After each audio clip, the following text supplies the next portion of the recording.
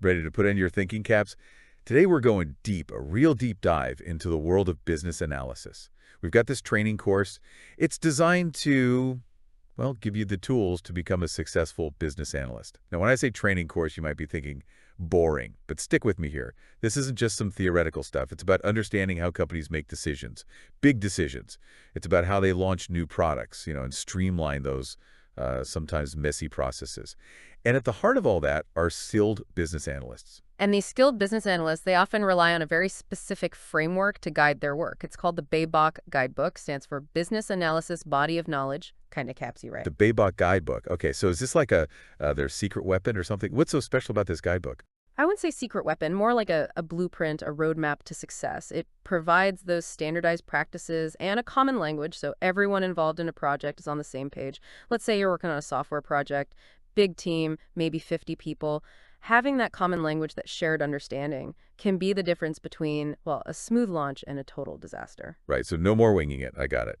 Now, this training course, it goes into the 6 key knowledge areas that are covered in the BABOK. It really gets into the nitty-gritty of what a business analyst actually does, breaks it down. We're talking purpose, description, inputs, guidelines, tools, techniques, stakeholders, outputs. Wow, that's a lot to unpack. It is comprehensive, yes, but there's a reason for that. Each detail, every little piece, it's all designed to make sure things are crystal clear, avoid misunderstandings. Those misunderstandings, they can be costly, especially later down the line. Okay, so real-world scenario. How does all this structure, this attention to detail, actually help? What's the benefit? Imagine this, a product requirement, it's poorly defined right from the start. That can lead to developers building the wrong thing, spending time and money fixing it later. It's a mess. The BABOK, with its structured approach, it helps avoid that, make sure everyone's on the same page from day one. Makes sense. Prevention is better than cure, right? One thing that really jumped out at me in this course was this section on the evolving role of a business analyst. Sounds like it's a pretty hot field to get into these days. It's true, and what's really interesting is how diverse the role is becoming. It's not just about those traditional IT projects anymore. Business analysts, they're involved in strategic initiatives, organizational change, you name it. Process optimization, across all kinds of industries, it's really expanding. So transferable skills we can take anywhere, that's good news for our listeners. And the course, it even listed some of the specific skills you need to succeed, like analyzing business problems, documenting requirements, and then there's this thing called data modeling. What is that exactly? Data modeling, think of it as creating a blueprint for how information is organized, like designing a database, the one that stores all the customer information for an online store, for example. Okay, getting a bit technical there, but I like it. Seems like there's a lot to learn, and speaking of learning, there was this one slide in the course. It literally said, let's pause and search for the top 10 companies hiring business analysts. I mean, they're not even trying to be subtle about the job prospects here. Well, companies are realizing the value that business analysts bring. That's why there's this huge demand. So for those serious about this profession, there's a clear path, a way to grow. The training, it dives into the different levels of business analyst certification, from the entry-level ECBA all the way up to, well, the top dog, the CDAP. Ah, yes, the CDAP, but it's not easy to get. We're talking 7,500 hours of experience, 900 hours in each of 4 knowledge areas, plus 35 hours of professional development, and to top it off, you need 2 references. 7,500 hours, that's a lot of hours. So is it really worth it? What do you get out of it? Those requirements, they might seem tough, but they ensure that anyone with that CBAP certification is the real deal. They're competent, capable, and that boosts the credibility of the whole profession. Got to earn those bragging rights, right? Okay, so we talked about the framework, the certifications, but what about the person behind all of this? What makes a successful business analyst tick? The course material, it emphasizes this mix of hard skills and soft skills. Analytical thinking, problem-solving, communication, stakeholder management. There's even a bit of psychology in there, wouldn't you say? Absolutely. It's not just about being a data whiz. It's about understanding people, how to communicate with them effectively, build those relationships. Speaking of understanding, the course also mentioned this thing called Bloom's taxonomy. Not going to spoil it for everyone, but it seems like a really interesting way to think about the depth of this field. So for our listeners, if you want to go down the rabbit hole, search for prerequisites to analysis. And then where analysis will lead, you might be surprised by what you find. Definitely worth exploring. Welcome back to our deep dive. We've talked about the structure of business analysis, but it's a dynamic field, always changing. So let's dig deeper into those 6 knowledge areas, the ones we mentioned from the BABOK. How do they actually work, in the real world? Where do we even begin? Well, we can start with business analysis planning and monitoring. It might not sound very exciting, but it's crucial. It's really where everything starts to come together. Okay, planning and monitoring, I'm listening. Think of it like laying the groundwork for a successful project. This is where business analysts, they figure out how to organize their efforts, how to coordinate with everyone involved, planning the approach, identifying and managing those all-important requirements. And of course, communication. Can't forget that. So it's like setting the stage, making sure everyone knows what they're doing before the show begins. Exactly. And just like a stage manager keeps things running smoothly during a play, a BA keeps an eye on the project. They're constantly checking in, making adjustments if needed, making sure everyone's working towards that same goal. So it's a very proactive role. They're not just watching from the sidelines, they're shaping the project as it goes. Right, very much so. That's interesting. So how does this planning and monitoring connect to the other knowledge areas? Well, what comes out of this phase, the outputs, they actually become essential inputs for the other 5 areas. So everything's connected, like a chain reaction. Precisely. Okay, what's next on our list? What other knowledge areas should we explore? Let's talk about elicitation and collaboration. This is where the business analyst becomes a bit of a detective. Ooh, detective work. Now we're talking. Tell me more about this. It's all about gathering information, really understanding what the stakeholders need, what their perspectives are. We're talking brainstorming session, interviews, maybe some surveys, workshops, all those tools to uncover those hidden insights. So it's not just sitting at a desk crunching numbers. You're actually out there talking to people, understanding their challenges, their needs. That's pretty cool.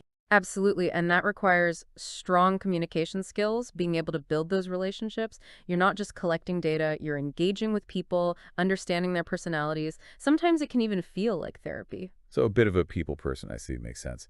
Now, you gather all this information. What happens next? How do you manage it all? That's where the next knowledge area comes in, requirements lifecycle management.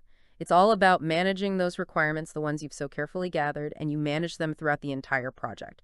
From that initial spark of an idea to the final implementation and even beyond. So it's not a one and done kind of thing. Definitely not. Things change, requirements evolve, priorities shift, new information pops up.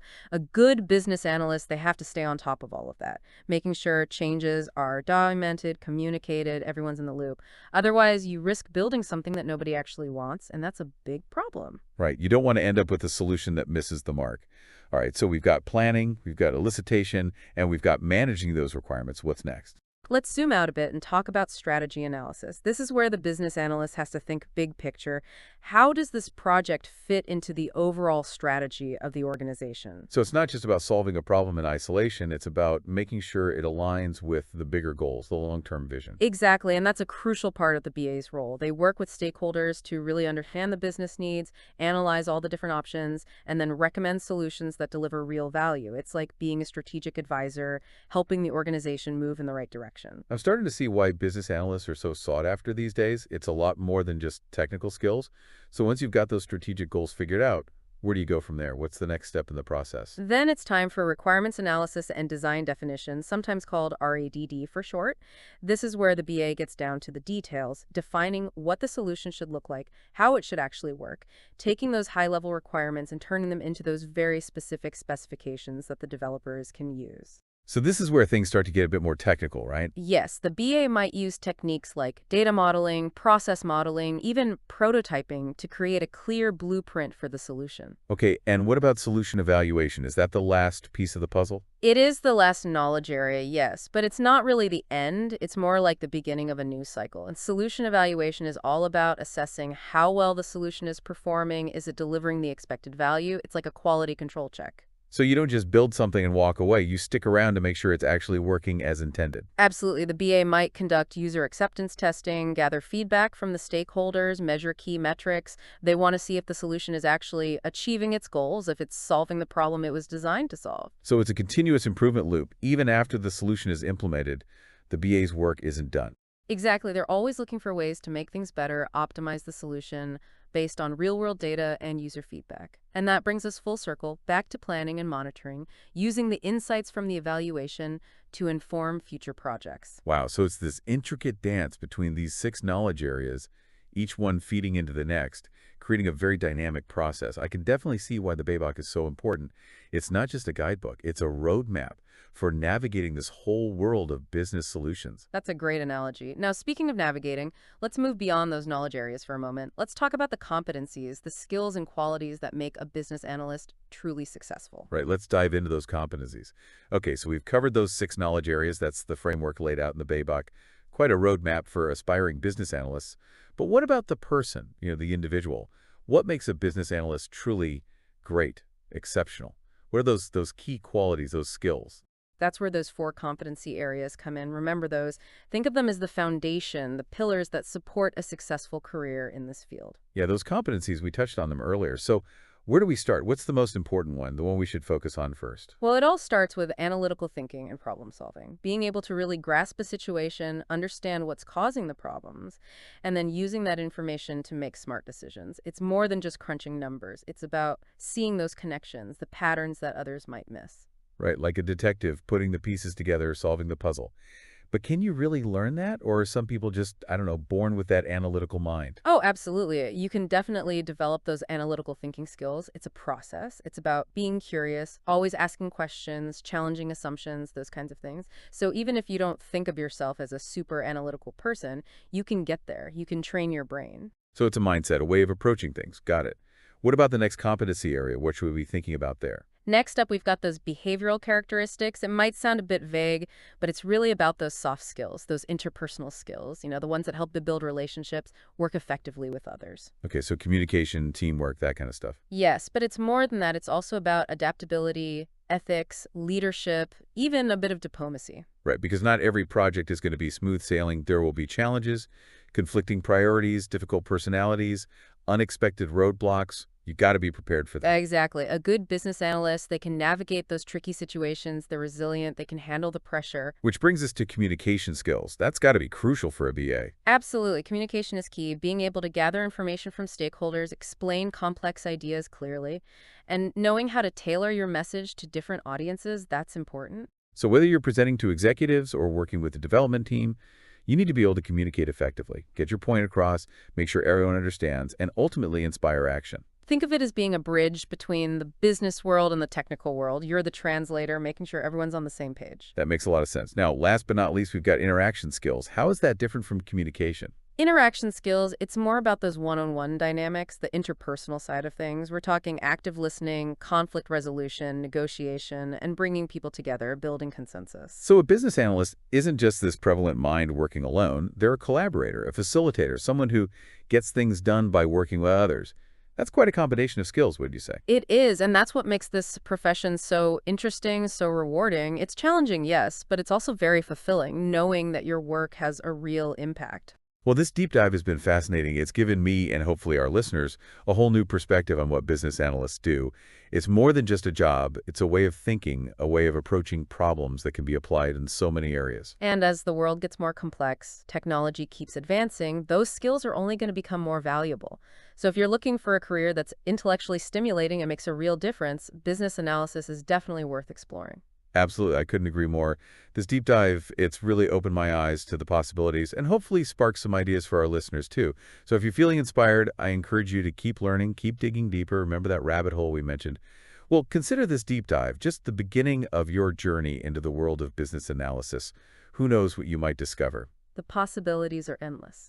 And on that note, we've reached the end of our deep dive, but the conversation doesn't stop here. We want to hear from you, your thoughts, your questions, those aha moments, anything that came up for you during this episode. So keep those analytical minds engaged. And until next time, happy analyzing, everyone.